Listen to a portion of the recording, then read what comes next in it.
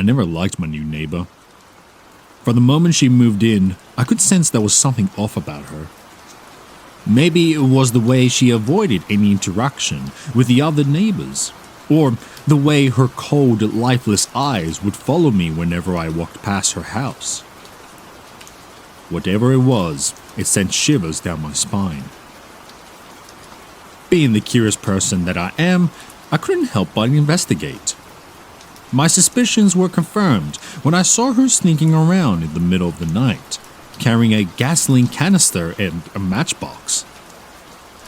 I quickly realized what she was up to. She was planning to burn down her own home. I couldn't believe it. Why would anyone would do such a thing? And why was she so secretive about it? I knew I had to do something to stop her. The next day, I went to the police and told them everything.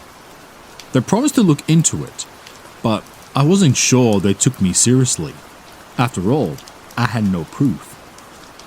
I decided to keep an eye on my neighbor and gather evidence myself. Days turned into weeks, and I still didn't have any solid evidence. But then, one night, my dog started barking like crazy. I went to the window and saw my neighbor in the backyard, holding a large burlap sack. I quickly realized that she had snuck into my house in an attempt to frame me for her crimes. I called the police right away, and they arrived just in time to catch her red-handed. She was dragged away in handcuffs, screaming and struggling. But even as she was taken away, her eyes never left mine, filled with a deep hatred. The police searched her house and found a room with padded walls. Inside, they discovered disturbing evidence: newspaper clippings of house fires and missing persons, as well as a detailed plan of her twisted scheme to burn down her own home and frame me for it. It was clear that she had been planning for this for a long time. As the investigation continued, more disturbing details emerged. It seemed my neighbor had a long history of mental illness and a deep-seated resentment towards her previous neighbors. Some of them had mysteriously disappeared or their houses had burned down, but the police were never able to link it to her. The realization sent shivers down my spine. I couldn't believe that I was living next door to someone capable of such heinous acts. But what scared me the most, the thought that if I hadn't caught her in the act, I could have been her next target. My neighborhood breathed a collective sigh of relief when she was sentenced to life in a mental institution. But for me, the nightmare wasn't over. Every time I walked past her house, I couldn't shake off the feeling of being watched. I started having nightmares of her breaking into my house and lighting it on fire. I even started seeing her face in the shadows, looking around my property. No matter how much I tried to convince myself that it was all in my head, I couldn't shake off the fear. It was as if her malevolent presence had become a part of my life. One day, I woke up to find my house filled with the smell of gasoline. My heart raced as I frantically searched every room, but there was no sign of anyone being inside. I started to panic and called the police, but they found no trace of an intruder. As days went by, more strange incidents kept happening in my house. Things would go missing, and I would find them in odd places. Doors would open and close on their own. I started to believe that my neighbor's vengeful spirit was haunting me, seeking revenge for ruining her plans. I couldn't take it anymore. I decided to sell my house and move away from that cursed neighborhood. But as I was packing my things, I heard a knock on my door. My heart skipped a beat when I saw her standing on my porch. My neighbor, who was supposed to be locked up in a mental institution. She had an eerie smile on her face, as she handed me a piece of paper. It was a restraining order against me, claiming that I had been stalking and harassing her. I was shocked and confused. How could she manipulate the legal system to turn the tables on me? I tried to fight back, but no one believed me. In their eyes, I was just a disturbed person who was obsessed with my neighbor. I was forced to leave my house and move into a small apartment in a different city. But even as I tried to start a new life, I couldn't shake off the feeling that my neighbor was still watching me, no matter where I went. I felt like as though her dark presence was following me. And then, one night, I woke up to finding my apartment filled with smoke. I stumbled out of my bedroom. I saw her standing in my living room, holding a lit match in her hand. She had finally found me. I screamed and ran out of the apartment, calling the police. By the time they arrived, the fire had engulfed my whole apartment. The firefighters were able to put out the flames, but everything I owned was destroyed. As I stood in the rubble of my life, I knew that I couldn't run for her anymore. She had followed me whenever I went, and now she had finally succeeded in destroying my life. Some say that she died in the fire along with her twisted revenge. But for me, she will always be alive in my nightmares, a constant reminder that true evil can lurk in the most unexpected places, even behind the doors of a seemingly normal neighbor. My friends and I were always fascinated by the supernatural, especially werewolves. We would spend countless nights exchanging stories and theories about these mysterious creatures. Little did we know, our curiosity would lead us to a terrifying encounter with a werewolf. It was a chilling autumn evening, and my friends and I had decided to go on a camping trip in the woods. We picked a spot near a lake, surrounded by tall trees and a thick underbush. The perfect setting for a spooky night. As we sat around the campfire, roasting marshmallows, I couldn't feel but a sense of unease. It was as if we were being watched. My best friend, Lily, noticed my discomfort and said, "Relax, it's just your imagination playing tricks on you." But I knew it wasn't my imagination. The hairs on my arms were standing on the end, and I had a strange feeling in the pit of my stomach. Ignoring my instincts, we continued chatting and enjoying our evening. As the night went on, we heard rustling in the bushes nearby. We dismissed it as an animal and continued our conversation. But the rustling grew louder, and it sounded like something was circling our campsite. "Okay, that's definitely not an animal," Lily said, her voice trembling. We all fell silent, our eyes scanning the darkness surrounding us. Suddenly, a howl echoed through the woods, making our blood run cold. It was a howl like no other, filled with rage and hunger. A howl that could only belong to a werewolf. We quickly packed our things and decided to move to a different location, further from the lake. But as we made our way through the woods, our flashlight flickered and died, leaving us in complete darkness. Panic started to set in as we stumbled through the thick underbush, trying to find our way. Just when we thought things couldn't get any worse, we heard the howl again. It was closer this time. It was sent shivers down our spine. We picked up our pace, desperate to get away from whatever was out there. But it was too late. A large figure emerged from the shadows, its eyes glowing in the darkness. It was a werewolf, a massive, wolf-like creature that stood on its hind legs. Its fur was dark and matted, and its claws were razor sharp. we were face to face with a real-life werewolf. We were frozen in fear, unable to move as the creature let out a menacing growl. I could feel its hot breath on my face, and I could see the hunger in its eyes. It was sizzling us up, deciding which one of us to attack first. Just when it seemed like all hope was lost, the creature suddenly launched towards Lily. She screamed and ran in the opposite direction, and the rest of us followed suit. We ran blindingly through the woods, the branches scratching in our skin and twigs snapping under our feet.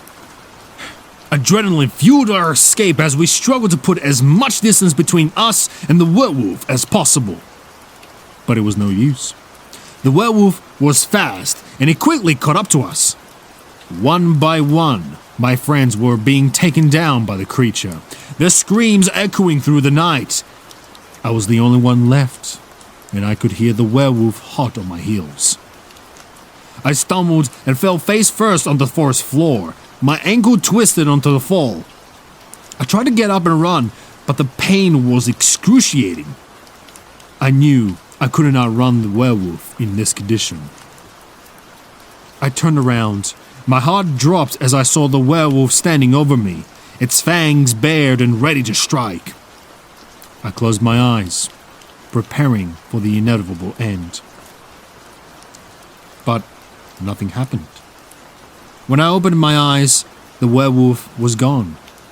I looked around, confused and terrified, trying to make sense of what just happened.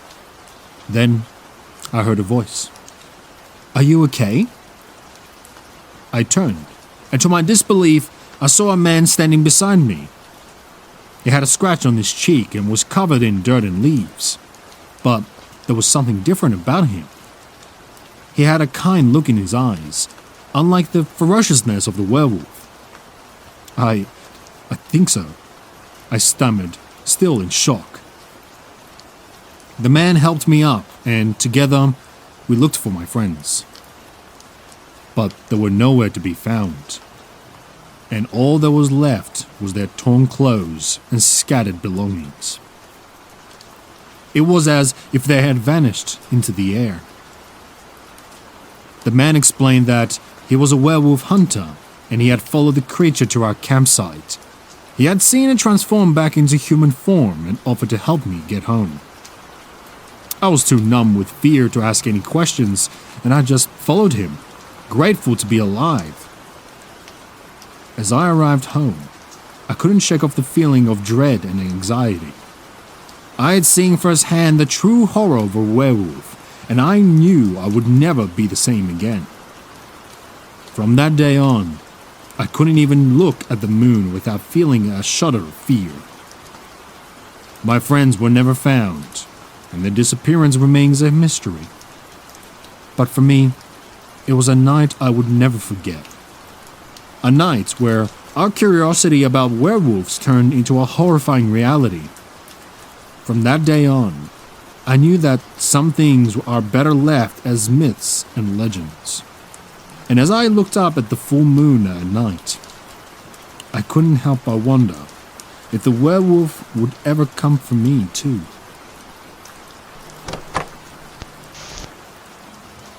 I had always had a fear of hospitals, ever since I was a young child.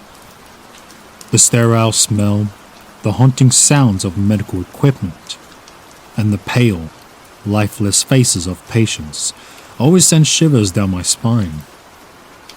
But little did I know that my fear would turn into an unforgettable experience when I found myself in the creepiest hospital I had been. It all started with a simple drive to visit my grandmother, who was admitted to the hospital. It was already getting dark outside, and the surrounding area was quiet, with only the sound of my car's engine to break the silence. As I approached the hospital, I couldn't feel but a sense of dread washed over me. The building, with its towering walls and a small window, looking more like a fortress than a place of healing. I parked my car in the empty parking lot and made my way towards the entrance. The sliding doors opened with a slight creak, and I was hit with a blast of cold, sterile air. The reception desk was unmanned, and the waiting area was eerily quiet. I hesitantly walked towards the elevators, and my footsteps echoing loudly in the empty hallway. When I reached my grandmother's room on the 4th floor, I was greeted with a strange sight. The room was completely dark, except for all silver of light coming from the bathroom. I called out to see if anyone was there, but there was no response. I cautiously made my way towards the bathroom and pushed the door open. To my relief, there was my grandmother, sitting on the edge of the bathtub, staring into the mirror. She didn't acknowledge my presence, her eyes fixed on her reflection. I slowly approached her and placed a hand on her shoulder. "Grandma, it's me." Her head turned slowly towards me, and I gasped what I saw. Her once vibrant blue eyes were now black, completely devoid of life. Her skin was pale and her lips crackled and dry. She started to speak in a monotone voice, her words sending shivers down my spine. "They're watching us. They're always watching." I quickly called for a nurse, but when she arrived, my grandmother's eyes had returned to their normal color, and she had no recollection of her previous behavior. As I left the room, I couldn't shake off the feeling that something was not right about this hospital.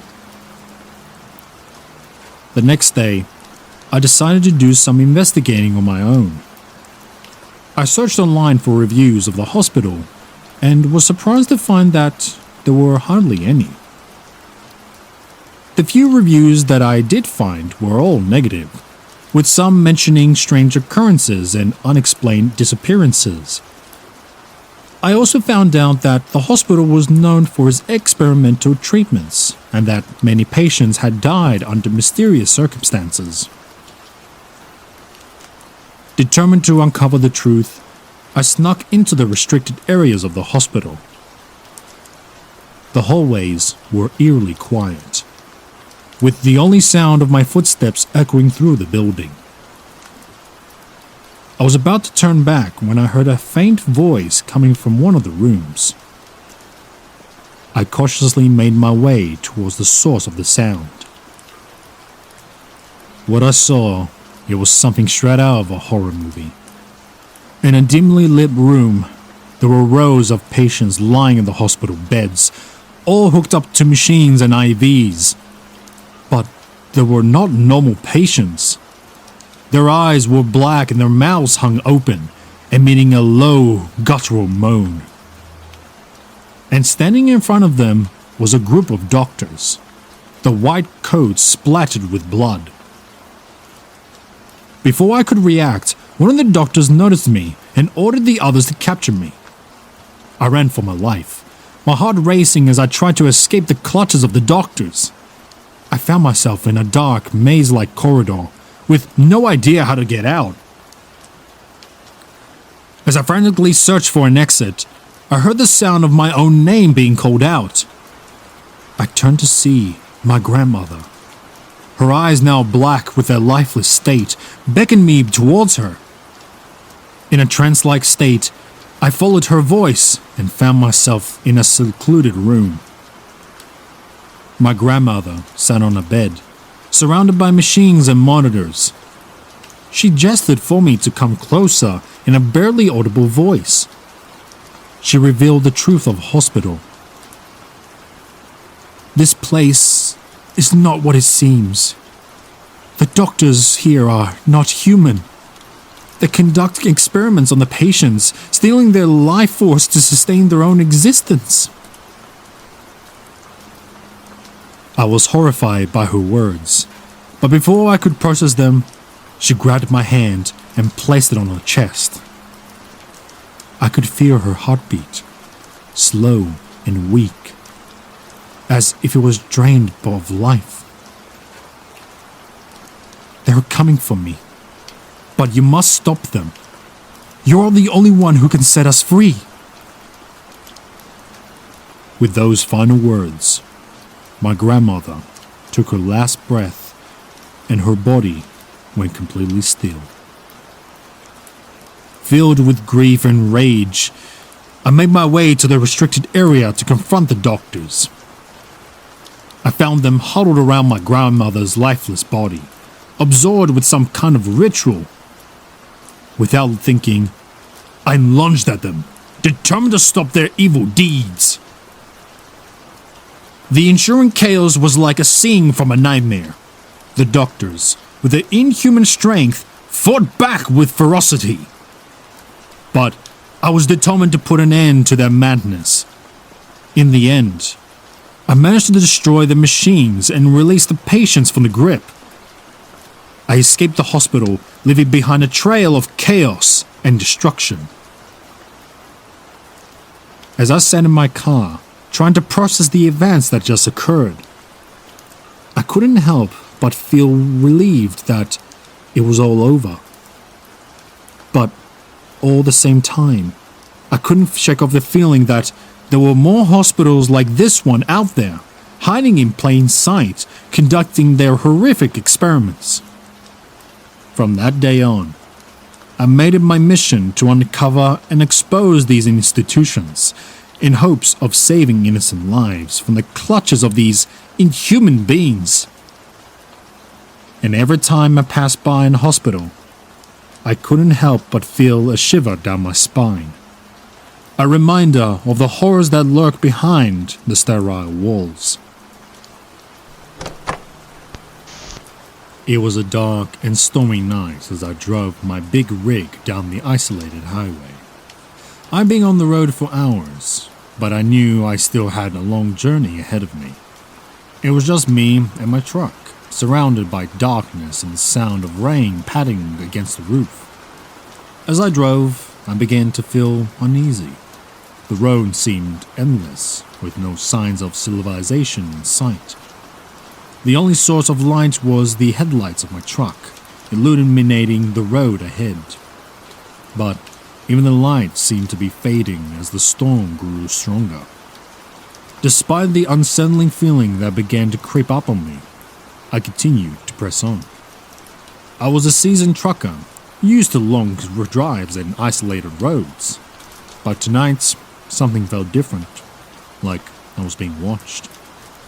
But as I was about to shrug off my paranoia, something felt caught in my eye in the distance. It was a figure standing at the side of the road, illuminated by the headlights. I slowed down, trying to make out who or what it was. As I got closer, my heart began to race. It was a man, but he had an eerie aura about him. His eyes seemed to glow in the darkness, and his face was twisted into a sinister smile. I quickly looked away, trying to convince myself that it was just my tired mind playing tricks on me. As I glanced back in my review mirror, I saw the man standing in the middle of the road, staring right at me. I slammed on the brakes, my truck skidding to a stop just inches away from the strange man. In a panic, I put the truck in reverse and flooring the gas pedal. But no matter how fast I went, the man kept pace with my truck, his gaze never leaving me. I was in a state of terror, my heart beating out of my chest. What was happening? Who was this man and why was he chasing me? I kept driving, desperately trying to outrun this terrifying figure. But no matter how fast I went, he always seemed to be right behind me. I couldn't shake him off, and as the storm raged on, I could hear his laughter echoing through the night. It was a chilling sound that made my skin crawl. As I approached a curve of the road, I knew I had to act fast. I couldn't keep driving like this. I needed to get help. With a surge of adrenaline, I swerved my truck off the road and into a ditch. The truck tipped over, and I quickly climbed out of the cab, my mind racing with fear and confusion. But the man didn't stop his pursuit. He was still coming for me, his laughter growing louder and more maniacal. I stumbled through the darkness, the rain pouring down on me, and eventually found myself in the front of an abandoned house. Desperate for shelter, I rushed inside and barricaded the door behind me. My heart was pounding in my chest, and I thought for sure I was going to have a heart attack. But as I caught my breath, I realized the house was not as safe as I hoped. The walls were covered in the strange symbols, and there were bits of old bones and feathers scattered on the floor. It was clear that this was not just an abandoned house, it was a place of evil. And just as I made the realization, I heard the man's laughter outside the door. I was trapped inside the house with this terrifying figure, and there was no way out. Suddenly, I heard a loud thud on the roof, followed by a scratching sound. The man was now on the roof of the house, trying to break in. Frantically, I searched for a weapon, hoping to defend myself. But just as I found the old rusted knife, the roof caved in and the man came chasing through. He was not alone. Behind him were several other figures, just as eerie and twisted as this one. I was surrounded, completely outnumbered and outmatched. They circled me, the laughter filling the house. I could feel their cold hands grabbing at me, the sharp nails scratching in my skin. I knew I was going to die, and there was nothing I can do to stop it. Just as I thought it was all over, I heard a loud honking noise coming from outside. It was my truck's horn, blaring repeatedly. And then, as if by some miracle, the man and his companions disappeared into the thin air. I was left alone in the abandoned house, shaken and terrified. I quickly ran outside to my truck and managed to get it back to the road.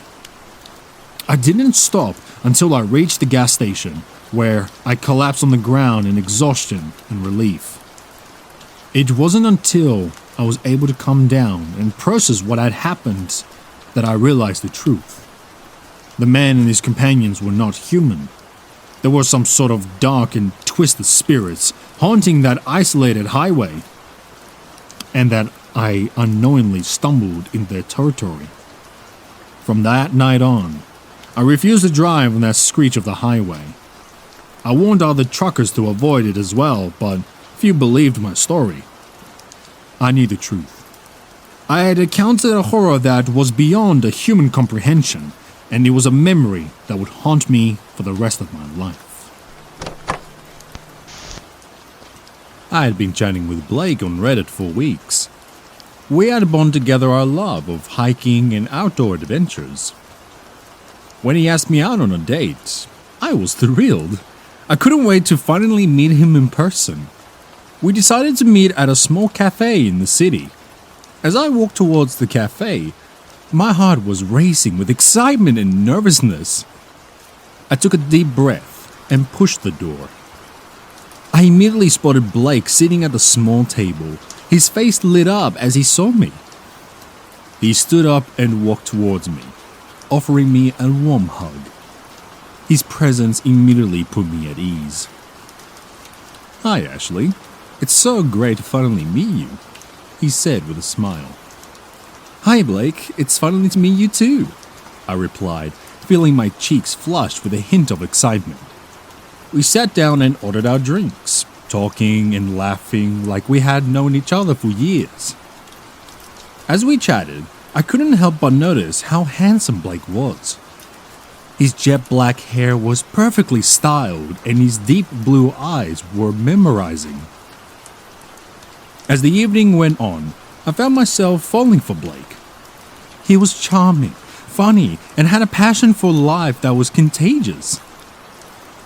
I couldn't believe that we only just met. It felt like we had known each other for a lifetime. Before we knew it, it was time to leave the cafe. Blake offered to walk me to my car, and I happily accepted it. As we strolled down the bursting streets, I couldn't help but feel a connection with him. "Hey, do you want to take a walk in the park nearby?" Blake asked, pointing towards a park that was just a blocks away. "Sure, that sounds lovely," I replied, smiling. We walked through the park, enjoying the warm night air and the sound of crickets chirping. As we walked, I noticed that there weren't many people around. I didn't think much of it, assuming it was because it was the weeknight. Blake grabbed my hand and pulled me towards a secluded area of the park. I felt a panic arise within me. "Blake? What's going on?" "I'm sorry, Ashley. I have to do this." Before I could react, Blake pushed me into the nearby van. I screamed and tried to fight back, but he was too strong. He quickly tied my hands and feet with ropes, gagging me with a cloth. As the van drove off, I had no idea where he was taking me. Panic and fear were consuming me, and I couldn't believe what was happening. The man I thought was my perfect match was now my kidnapper. I lost track of time as I taken to a remote cabin in the mountains. I was only kept in a room with no windows, and Blake would only show up to bring me meals and water. He refused to tell me why he had taken me or what he wanted from me. I spent my days trying to come up with a plan to escape, but each time I tried, I was caught and punished. Blake had become a completely different person from the man I had met on Reddit. He was controlling, aggressive, and had a darkness in his eyes that terrified me. One day, while Blake was out getting supplies, I managed to free my hands from the ropes. I searched the room for anything that could help me escape. I found a rusty pair of scissors and a piece of metal that I used to pick the lock on the door. I cautiously made my way out of the room, my heart pounding with adrenaline. I crept towards the front door, trying to make as little noise as possible. Just as I was opening the door, I heard Blake's voice behind me. "Where do you think you're going, Ashley?" he sneered. I turned around to see him standing in the doorway, a menacing look on his face. I knew I had to act fast. With all the strength I could muster, I lunged towards him and managed to push him out of the way. I ran as fast as I could towards the woods, not looking back. I could hear Blake's angry shouts behind me as I ran deeper in the woods. I stumbled upon a nearby stream and quickly waded through it to camouflage my scent. I kept running, my feet feeling like they were going to give out at any moment. As I ran, I heard footsteps behind me. I turned and saw Blake chasing after me, fueled by anger and desperation. I ran faster, knowing that my only chance of survival was to escape him. I didn't stop until I came across a clearing. I looked around frantically, trying to find a place to hide. That's when I saw a small cave hidden behind the cluster of rocks. It was my only chance. I quickly made my way towards the cave, ducking behind the rocks to avoid being seen by Blake. As I entered the cave and turned to block the entrance with rocks, I heard Blake's voice on the other side. "Come on, Ashley. There is no point in hiding," he said in a menacing tone. But I didn't move. I waited until I was sure Blake had given up, and then I carefully made my way out of the cave. I knew I couldn't stay there forever, so I started walking towards the nearest town, hoping to find help. After hours of walking, I finally came across a gas station. I went inside and asked to use the phone to call the police. As I was waiting for them to arrive, I couldn't stop shaking and crying. I was grateful to be alive, but I couldn't shake off the memories of being kidnapped by someone I trusted. The police arrived, and I told them everything that had happened. They searched the area and eventually found the remote cabin in the mountains. Blake was arrested and charged with kidnapping and assault. Although my first day with Blake had turned into a terrifying nightmare, I was grateful for the strength and resilience I had found within myself. I realized that I could handle anything that came my way, and I would never let anyone take away my freedom again. After that experience, I had a newfound appreciation for Reddit and the dangerous side of online dating. I promised myself to always be cautious and never let my guard down like I had with Blake. But most importantly, I promised myself to never let anyone take away my sense of self and my ability to fight for my life.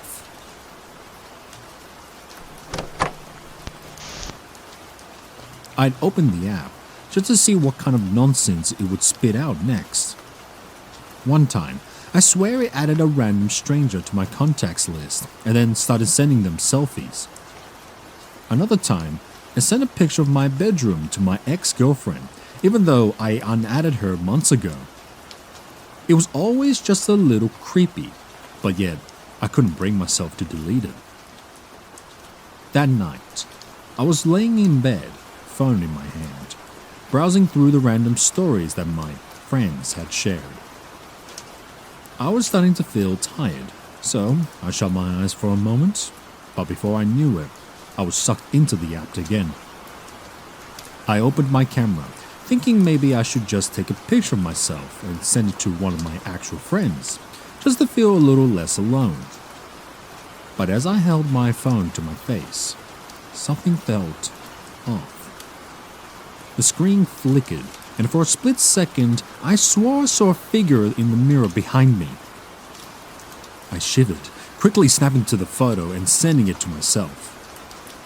As I waited for the app to load, I tried to shake it off the eerie feeling that had settled me over. But then, as the photo finally appeared on my screen, I gasped. In the picture, I wasn't alone. Standing behind me, in the exact spot where I had seen the figure in the mirror, was a girl. Or, at least that's what she looked like at first. As I stared at the photo, her features began to shift and warp, her once beautiful face twisting into something nightmarish. Her mouth stretched into a wide, hungry grin, and her eyes glowed with an unnatural shade of green. I feel like a cold sweat break out of my back as I realized that this was no ordinary glitch. This was something else entirely. Something unknowable. Panic rising in my throat, I tried to tap on the photo to close it, but my fingers seemed to freeze in place.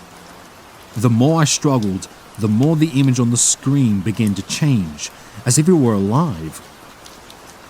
The girl in the photo leaned forward, her face inches from my own, and whispered something in a language I never heard before.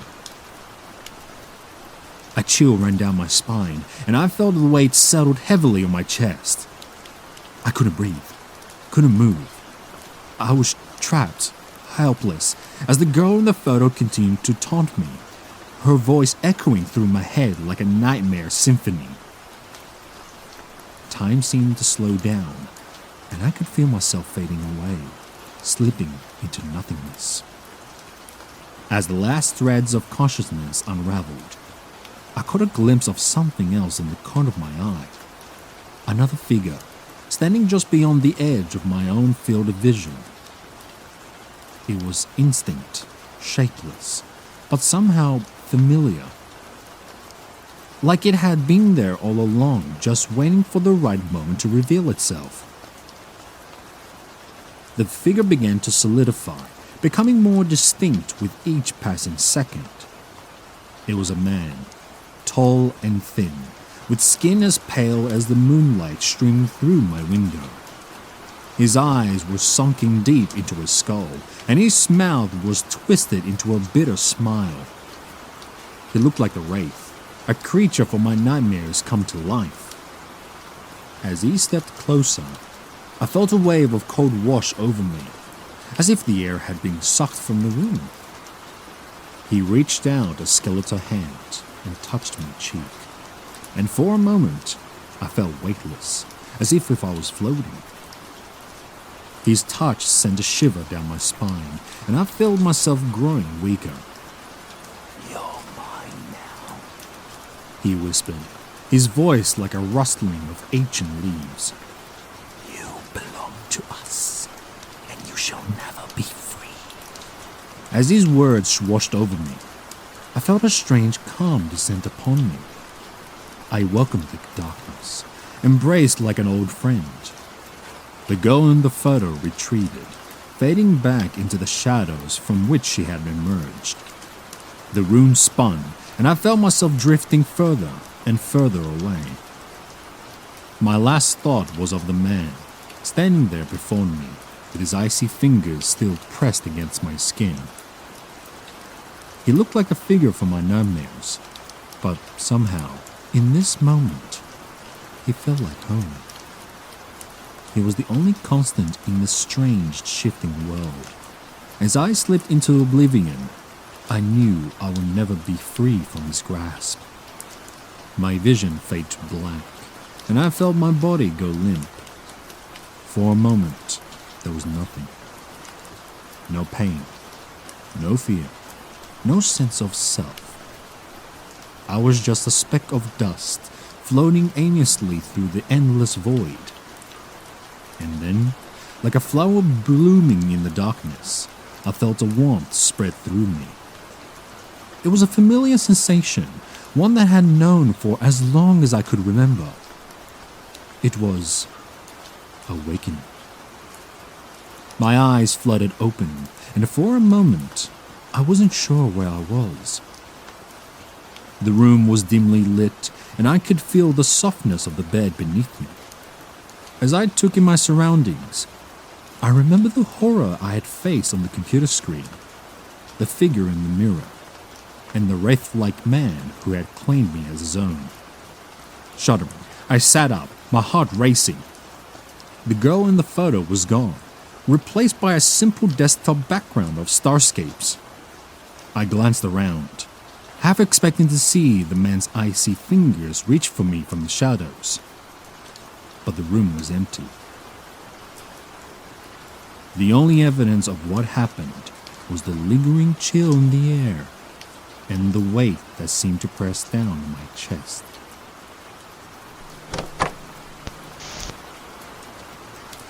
The McDonald's playground was eerily quiet tonight. It was almost as if the world had ended and only I was left.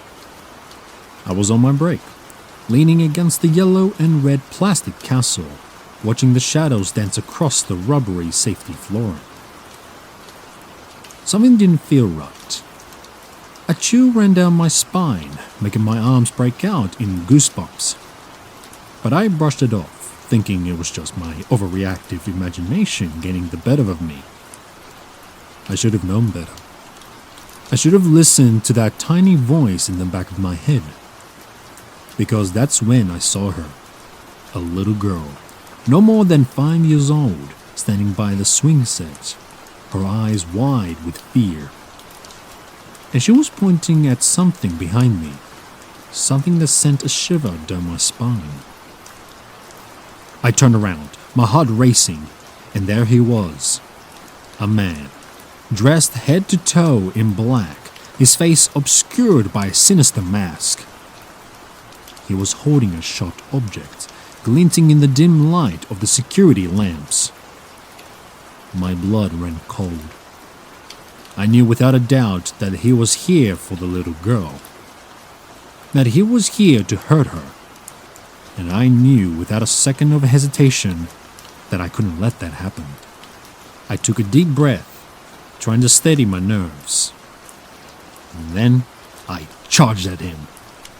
He must have heard me coming, because he turned his head in my direction. For a moment, our eyes met, and I felt the surge of adrenaline course through my veins. I didn't know what he was thinking, but I knew I had to be faster. I tackled him to the ground, the air whooshing out of my lungs as my shoulder connected with his ribs. He let out a grunt of pain, but he didn't go down easily. He struggled against me, trying to free his arm, the sharp object glinting in the darkness. I could feel the weight of his body pressing down on me, but I refused to give up. I was not letting him hurt that little girl. The fight went on for what it felt like an eternity, but eventually, my training as a McDonald's employee kicked in, and I managed to pin him down. I grabbed the weapon out of his hand and held it above his chest, my fingers trembling with fear and anger. "Stay back!" I growled, my voice shaking. "You are not going near!" He didn't move, just lay there, gasping for air, his chest heaving up and down.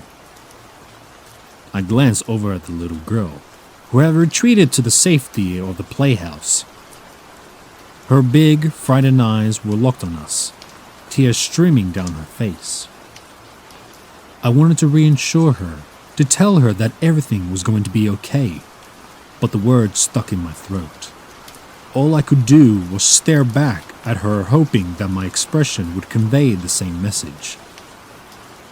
Suddenly, the sound of police sirens filled the air, growling louder with each passing second. Relief washed over me as I realized that help was on its way. I didn't have to face this monster alone. But even as the police cars pulled up and officers swarmed the playground, I couldn't help but feel a sense of guilt creeping up on me. I knew my life would never be the same again. I had saved the girl, but at what cost? I had confronted a potential predator, but in the process I had become a part of something much larger, something much darker. As the police led the man away in handcuffs, I could feel the suspicious glances burning into the back of my neck. And I knew that from now on, no matter how hard I tried, I would never be able to go back to my old life. The shadows have claimed me, just as surely they had claimed her. The little girl was taken away by her parents, their tears of gratitude mixing with their own. I couldn't help but wonder if they would ever understand the cost of their relief.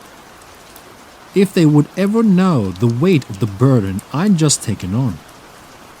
I tried to push the thought away, but I lingered in the back of my mind, like a phantom limb that refused to heal. In the days that followed, the news was filled with stories of other children who had disappeared from playgrounds and schools. The police questioned me over and over again, trying to piece together what had happened. They wanted to know how I'd known, how I'd been able to stop it, but I couldn't bring myself to tell them the truth. Not yet. I knew that from now on, my life would never be the same. I would always be looking over my shoulder, waiting for the next shadow to fall. And as much as I tried to ignore it, I couldn't help it but feel a strange sense of responsibility for those missing children. As if somehow by saving the little girl, I had unleashed a darkness upon the world that could not be contained. The weight of this knowledge grew heavier with each passing day, until it felt like it was crushing me. And then, one night, as I lay awake in bed, staring at the ceiling, I heard a knock at my window. Fear shot through like a bolt of lightning, but I forced myself to get up, to cross the room. I unlocked the window and pushed it open, a cold breeze rustling the curtains. Standing there, in the moonlight, was the man in the mask. He held up a small, crude drawing of me, his eyes empty and lifeless. In his other hand held a knife.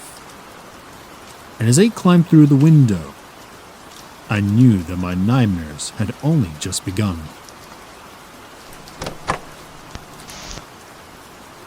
I could feel the sun beating down on me as I hiked deeper into the forest. The warmth was welcome after days of cold and rain, but it also meant that I needed to find a sustainable campsite soon. I had been hiking for hours, with nothing but trees and rocks surrounding me. The tall trees towered over me, casting long shadows on the forest floor.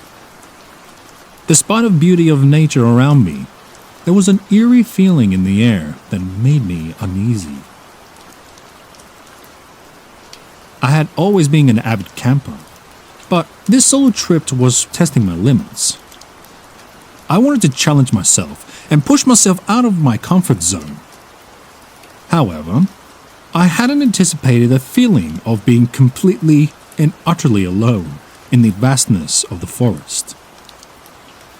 As the sun began to set, my unease turned to fear. I quickly made my way towards it, my heart racing in anticipation of finally having a place to rest for the night. I set up my tent and gathered some firewood before starting a small campfire. The crackling of the fire and the warmth it provided eased my nerves a little. I sat down on a log and took a deep breath, trying to calm my racing thoughts. I watched as the fire danced and the shadows it created seemed to take on a life of their own. I shook my head, trying to rid myself of the ridiculous thoughts. It was just my imagination playing tricks on me. I cooked myself a simple meal and ate it quickly, eager to crawl into my sleeping bag and get some rest. But as I settled into my tent, I couldn't shake the feeling that I was being watched. I tried to brush it off as paranoia and exhaustion catching up with me. I closed my eyes and tried to sleep, but the rustling of the leaves outside and the hooting of an owl kept me awake. I must have drifted off to sleep at some point because I was jolted awake by a loud cracking sound. My heart was pounding in my chest as I reached for my flashlight and unzipped my tent. I stepped out and shined my light towards the sound. My light fell on a large tree that had split in half. I let out a sigh of relief, reminding myself that this was a natural occurrence. I turned to go back to my tent when I saw something move out of the corner of my eye. I quickly shone the light in that direction, but there was nothing there. I felt the back of my hair stand up and ran a chill down my spine. I brushed it off as my imagination once again and went back inside my tent, forcing myself to fall asleep. The next morning, I decided to explore the surrounding area just a little more before counting on my hike. As I walked deeper into the forest, I couldn't shake off the feeling of being watched. Every time I turned around, there was no one there, but the feeling persisted, making me uneasy and causing my palms to sweat.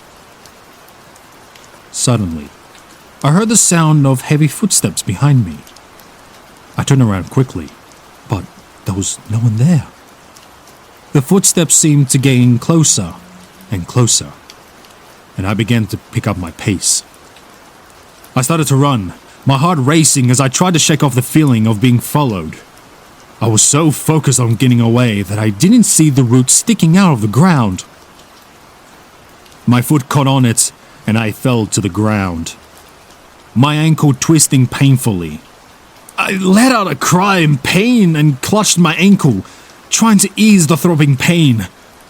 But as I looked up, I saw a figure standing in front of me. It was a tall and dark figure, its features hidden in the shadows of the trees. My heart was pounding my chest as I scrambled to get away. But the figure didn't move. It stood there, watching me. I couldn't make out any definitive features, but I could feel its eyes boring into me. I stumbled to my feet and leapt away as fast as I could, my heart racing in fear. But as I looked back, the figure was gone. My mind was playing tricks on me, I told myself. I quickly made my way to the campsite, my ankle throbbing with pain. I packed up my things and decided to cut my trip short. As I hiked back to my car, I couldn't shake off the feeling of being followed. I constantly looked over my shoulder, half expecting to see the dark figure lurking behind a tree.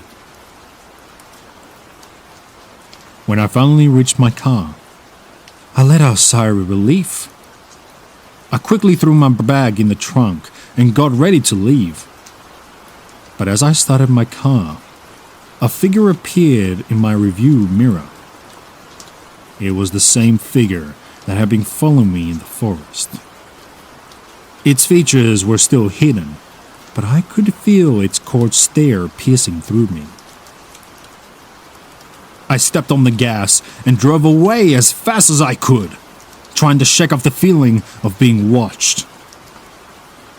But every time I glanced in my review mirror, the figure was still there.